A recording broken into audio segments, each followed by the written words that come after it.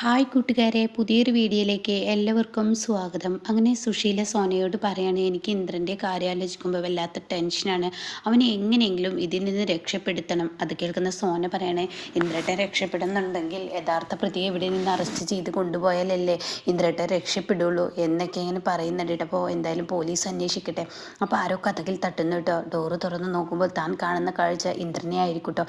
ഇന്ദ്രനെ കാണുന്ന സുശീല എന്താ എന്നുള്ള ആ ലെവലിൽ ഇങ്ങനെ നോക്കി നിൽക്കുകയാണ്. ഇതേ സമയം ഇന്ദ്രൻ ചോദിക്കുകയാണ്, അല്ല അമ്മേ എങ്ങനെയുണ്ട്, അമ്മക്കിപ്പോൾ കുഴപ്പമൊന്നുമില്ലല്ലോ? ഓ, കീടനാശിനിയല്ലേ വയറ്റിൽ ചെന്നിരിക്കുന്നത്, അപ്പോൾ അതിൻ്റേതായ പുകച്ചിലും എരിച്ചിലും ഒക്കെ ഉണ്ട് എന്ന് പറയട്ടോ. ഇതേ സമയം അമ്മേ ഞാനൊരു കാര്യം പറയട്ടെ. അപ്പോഴേക്കും സോന പറയണേ, ഇന്ദ്രേട്ടാ ഇത് നമ്മുടെ വീടിനുള്ളിൽ നിന്നല്ലേ ഇങ്ങനെ ഒരു പ്രശ്നം ഉണ്ടായിരിക്കുന്നത്. യഥാർത്ഥ പ്രതിയെ എന്തായാലും വെറുതെ വിടാൻ പറ്റത്തില്ല. ഇനി യഥാർത്ഥ പ്രതിയെ എന്തായാലും അറസ്റ്റ് ചെയ്യണം. അത് കേട്ട ഉടൻ തന്നെ സുശീലയുടെ അരികിൽ നിന്നിട്ട് സോന പറയണേ, യഥാർത്ഥ പ്രതിയെ എന്തായാലും അറസ്റ്റ് ചെയ്യുക, അതിനാണല്ലോ പോലീസ് അന്വേഷിച്ചിരിക്കുന്നത്.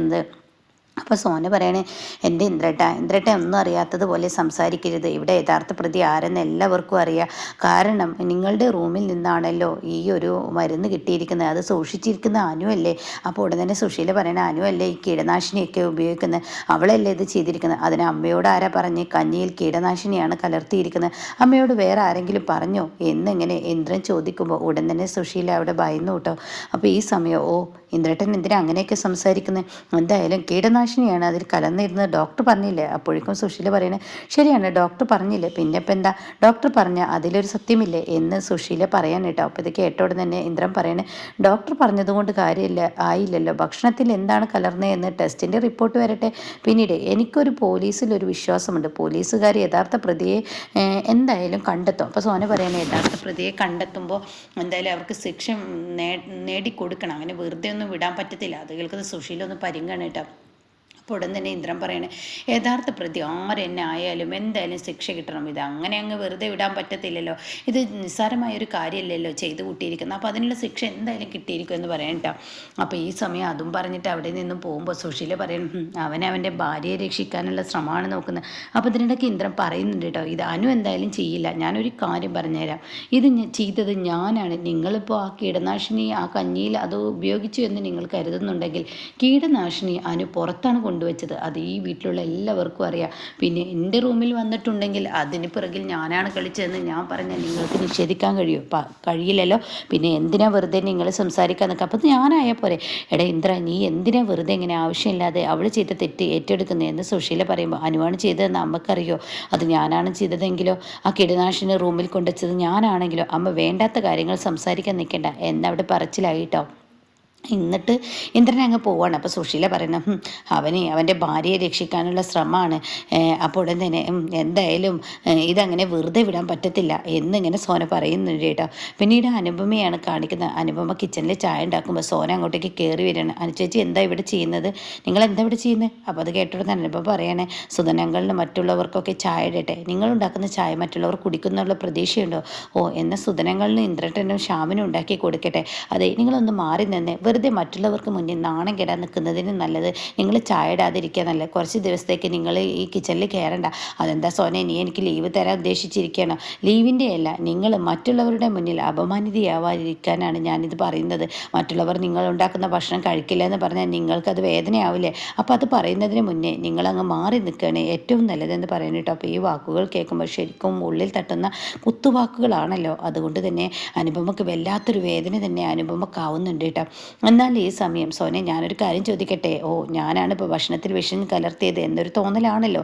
എന്നാൽ ഈ 3 നേരം ഭക്ഷണം എല്ലാവർക്കും ഉണ്ടാക്കി കൊടുക്കാൻ എന്നെ കൊണ്ട് കഴിയുമോ? ഒരു വീട്ടിലൊരു അപകടം വന്നു കഴിഞ്ഞാൽ 3 നേരം കഷ്ടപ്പെടുകയല്ലാതെ എന്താ ചെയ്യുക? ആളുകളുടെ ജീവനല്ലേ വലുത് എന്നും പറഞ്ഞിട്ട് അനുപമയെ അവിടെ നിന്ന് പറഞ്ഞു വിടുമ്പോൾ ശ്യാമമോൾ നന്നായി കരയുന്നുണ്ട് കേട്ടോ.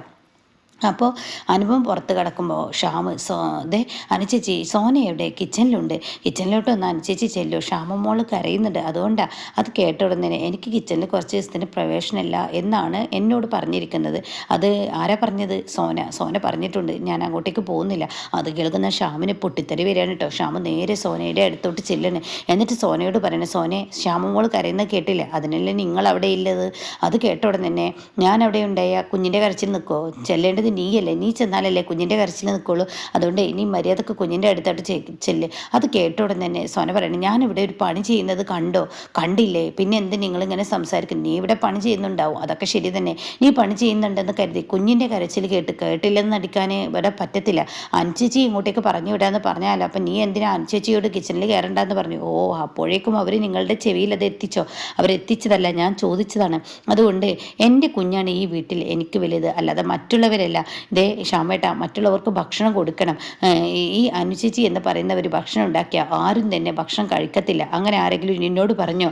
ഇല്ല, പറഞ്ഞില്ല. അത് പറയുമ്പോൾ അവരവരുടെ ഭക്ഷണ രീതി എങ്ങനെ വെച്ചാൽ നോക്കിക്കോട്ടെ, അതിൽ നീ കയറി ഇടപെടേണ്ട. നീ എന്തായാലും കുഞ്ഞിൻ്റെ കാര്യം നോക്ക്. എൻ്റെ കുഞ്ഞിൻ്റെ കാര്യം കഴിഞ്ഞിട്ട് മതി നീ മറ്റുള്ളവരുടെ കാര്യം നോക്കല്ലേ.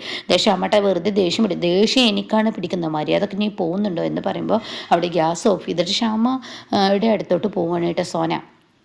പിന്നീടാണെങ്കിൽ ഇന്ദ്രൻ ഇങ്ങനെ ടെൻഷൻ അടിച്ച് നിൽക്കുമ്പോൾ സുധന അങ്ങോട്ടേക്ക് വരികയാണ്. സുധൻ വന്നിട്ട് പറയണത്, ഞാനൊരു കാര്യം പറയട്ടെ, എൻ്റെ കുഞ്ഞ് തുടക്കം മുതലേ ഈ വീട്ടിൽ വന്നത് മുതൽ പ്രശ്നങ്ങളാണ് ഇന്ദ്ര. നീ ഒരു കാര്യപ്രാപ്തി ഉള്ളവനാണെന്നാണ് കരുതിയത്, അതുകൊണ്ടാണ് നിന്നോട് പരാതി പറഞ്ഞത്. ഇപ്പോൾ അവളെ എവിടെ എന്ത് സമാധാനത്തിലാണ് ഞാൻ നിർത്തി പോവുക?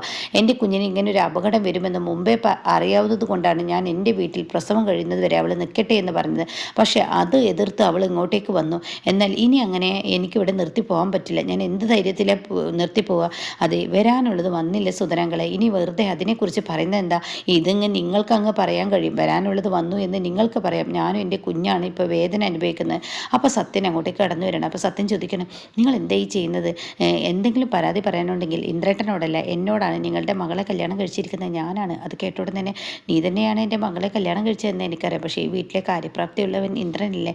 ഇന്ദ്രേട്ടനാണെങ്കിലും എന്നോട് പറയാം. പിന്നെ നിങ്ങളുടെ മകളെ നിങ്ങൾക്ക് ഇവിടെ നിർത്തി പോകാൻ സമാധാനമില്ലെങ്കിൽ നിങ്ങൾ ഈ സമയം ഇപ്പോൾ ഇവിടെ നിന്ന് കൊണ്ടുപോവുക. അതിന് അവൾ വരണ്ടേ? അപ്പോൾ അവളുടെ കുറ്റമല്ലേ, അല്ലാതെ മറ്റുള്ളവരുടെ കുറ്റമായി പറയരുത്. എൻ്റെ സത്യ, നിനക്ക് നിൻ്റെ കുഞ്ഞും മരിച്ചു പോയതിലൊരു സങ്കടവുമില്ല. പക്ഷേ എനിക്ക് എൻ്റെ മകളെ 10-26 വർഷം ഞാൻ അവളെ വളർത്തിയതാണ്. അവളുടെ ഉദരത്തിലൊരു കുഞ്ഞ് വളർന്ന് അത് പോയെന്ന് പറയുമ്പോൾ അതിൻ്റേതായ വേദന എനിക്ക് നന്നായിട്ടുണ്ട്. എൻ്റെ കുഞ്ഞിൻ്റെ ജീവൻ നാളെ പോയില്ലെന്ന് എന്താ ഉറപ്പ്? ഈ വീട്ടിൽ നിൽക്കും തോറും ഓരോ ദിവസവും ഓരോ പ്രശ്നങ്ങൾ വരുമ്പോൾ എൻ്റെ കുഞ്ഞിന് എന്തെങ്കിലും സംഭവിച്ചു കഴിഞ്ഞാൽ അത് എനിക്ക് താങ്ങുമോ എന്നുള്ള വാക്കുകളൊക്കെ പറയുമ്പോൾ ഞാനൊരു കാര്യം പറഞ്ഞേക്കാം, വെറുതെ ഇവിടെ. അപ്പോഴേക്കും ഇന്ദ്രൻ ഇടപെടേണ്ടിട്ട്, സത്യ വെറുതെ കാര്യമില്ലാതെ സംസാരിക്കില്ലെന്ന് പറഞ്ഞാൽ സംസാരം നിർത്തണേ.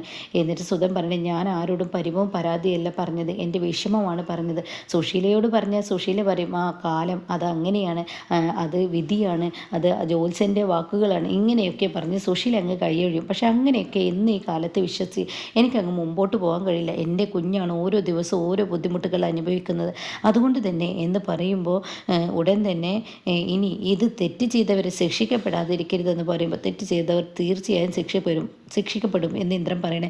നിങ്ങളൊരു പേടിയും പേടിക്കേണ്ട, പോലീസ് അന്വേഷിക്കുന്നുണ്ടല്ലോ ഇതിൻ്റെ സത്യാവസ്ഥ. അല്ല ഇന്ദ്ര, ഞാൻ പറയുന്നത് എന്താ വെച്ചാൽ മിത്രമെന്ന് കരുതിയ ശത്രുവായി മാറുന്ന ആ കാലമാണല്ലോ ഇപ്പോൾ ഇവിടെ ഉണ്ടായിരിക്കുന്നത്, ആ ഒരു പരിപാടിയാണല്ലോ ഇപ്പോൾ ഉണ്ടായിരിക്കുന്നത്. അപ്പോൾ ആര് വിശ്വസിച്ചാണ് ഞാനിവിടെ നിർത്തേണ്ടതെന്ന് അറിയില്ല. അതുകൊണ്ടാണ് ഇന്ദ്ര, ഞാനൊരു കാര്യം പറയാം, ആരാണ് ഇതിന് പിറകിൽ കളിച്ചതെങ്കിൽ അവരെന്തായാലും പോലീസ് ശിക്ഷ അനുഭവിക്കുന്നുള്ളത് ഉറപ്പാണ്. സുതനങ്ങൾ പോയിക്കോ എന്ന് പറഞ്ഞു വിടേണ്ടിട്ടോ. ഇത് കേൾക്കുന്ന സുധന് സമാധാനമാവുകയാണ്. എന്നാൽ ഈ സമയം ഇപ്പുറത്ത് മാഷിനെ ആണ് കാണിക്കുന്നത്. മാഷിൻ്റെ അരികിലോട്ട് രഘു വന്നിരിക്കുകയാണ്. അപ്പോൾ രഘു ചോദിക്കുക, എന്തിനാ അമ്മാവൻ എന്നെ വിളിപ്പിച്ചത്? അത് നിന്നെ ഇപ്പോൾ കാണാനേ കിട്ടാറില്ലല്ലോ. അതെനിക്ക് ബിസിനസ് സംബന്ധമായ ഒരുപാട് കാര്യങ്ങളുണ്ടല്ലോ. എന്തായാലും കുടുംബത്തും കുറച്ച് കാര്യങ്ങൾ ഇടപെടുന്നതൊക്കെ നല്ലതാണ്. ഈ വീട്ടിൽ നടക്കുന്ന ഇനി അറിയില്ല. അതിന് ഇവിടെ എന്താ ഇപ്പോൾ ഉള്ളത്? കാര്യമായ പ്രശ്നങ്ങളൊന്നും ഇല്ലല്ലോ. ഞാൻ രാത്രി ലേറ്റ് ആയിട്ടാണ് വരുന്നത്. നേരം വെളുക്കുമ്പോഴാണെങ്കിൽ നേരത്തെ പോകും. അതുകൊണ്ട് തന്നെ നിനക്ക് തോന്നുന്നത് ഈ കുടുംബത്ത് ഒരു പ്രശ്നമില്ലാന്ന്. എന്നാൽ ഈ കുടുംബത്ത് പ്രശ്നമുണ്ട് കേട്ടോ. അത് നീ ഒന്ന് മനസ്സിലാക്കുന്നത് നല്ലതാണ്. ഇവിടെയും ചില പ്രശ്നങ്ങളുണ്ട്. ഓ, അമ്പിളിയുടെ സംസാരം കേട്ടിട്ടായിരിക്കില്ലേ അമ്മാവൻ എന്നോട് ഇങ്ങനെയൊക്കെ സംസാരിക്കുക. അതിനിടയ്ക്ക് രഘുവിന് ഫോൺ വരുന്നുണ്ട്. അപ്പോൾ മാഷിനെ ഇഷ്ടപ്പെടുന്നില്ല കേട്ടോ. അതേസമയം രഘു ഇങ്ങനെ പിന്നിൽ നിന്ന് നോക്കുമ്പോൾ മാഷ് പറയണേ, അമ്മാവ നാളെ രാവിലെ സംസാരിച്ചാൽ മതി. ഓ, എനിക്കിത്ര തിരക്കൊന്നുമില്ല, ഞാൻ കുടുംബത്തെക്കുറിച്ച് സംസാരിക്കാൻ വന്നതാണ്. ഇതെന്താ അമ്പിളിയുടെ വാക്കുകൾ കേട്ട് മുള്ളും മുനയും വെച്ച് സംസാരിക്കുകയാണ്?